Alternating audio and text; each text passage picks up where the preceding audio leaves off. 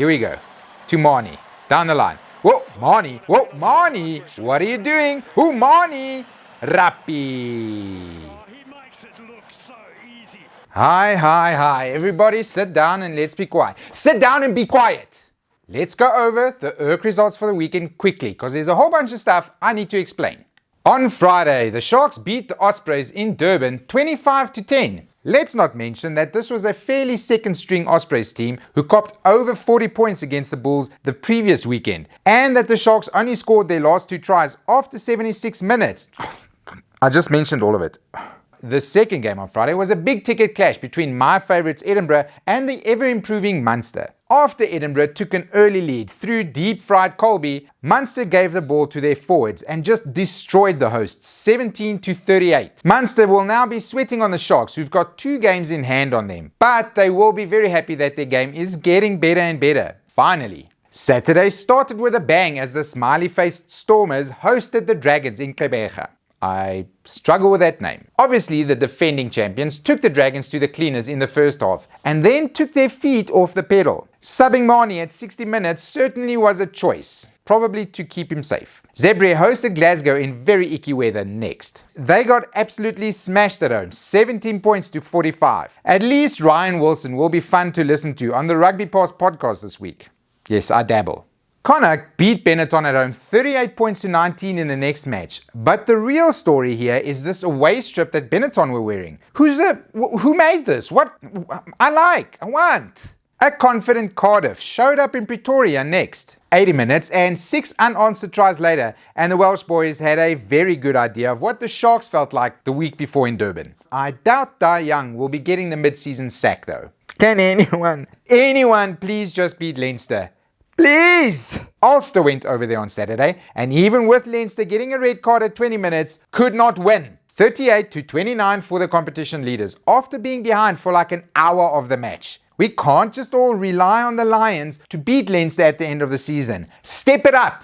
Speaking of the Lions, Sunday rugby at Ellis Park is leading to victories for them. Unfortunately, it's in front of crowds that are smaller than the ones you'll find at rallies for men's rights. The Scarlets were falling off tackles all game as they went down 32-15 to the hosts. Happy times for the Lions, but there will be much tougher games coming up. And that was a quick ERC update for the weekend. Leinster still OP, please nerf. Wales and Italian rugby not viable, please buff.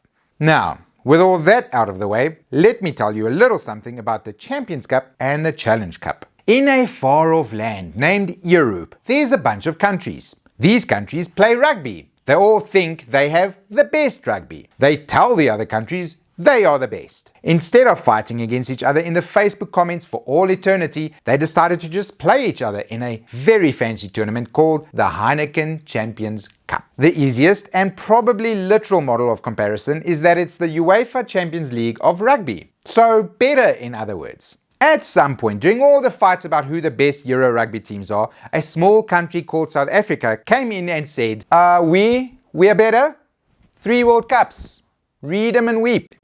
This made the other countries very angry, and they decided to change their borders, and now South Africa is in Europe. Amazingly, French clubs will be hosted in Pretoria in December to decide who's the best at rugby. What a time to be alive. Lastly, just like there's a Europa League under the UEFA League, there is a Challenge Cup under the Champions Cup, which my Lions will be playing in, so it's probably the better cup to win this year. The nitty-gritty then. The Champions Cup has 24 teams, the Challenge Cup has 18 teams. They come from England, Wales, Ireland, Scotland, Italy, France, and now South Africa. Notable players include Owen Farrell, Finn Russell, Josh van der Vliet, and Antoine freaking Dupont. The first 2 rounds of both competitions are coming this weekend and the one after that. We'll be seeing insane things like Andre Esterhuizen playing for the Harlequins against the Sharks and Arno Botha playing for Lyon against the Bulls. It is a fantasy rugby wet dream. I can't wait to see it.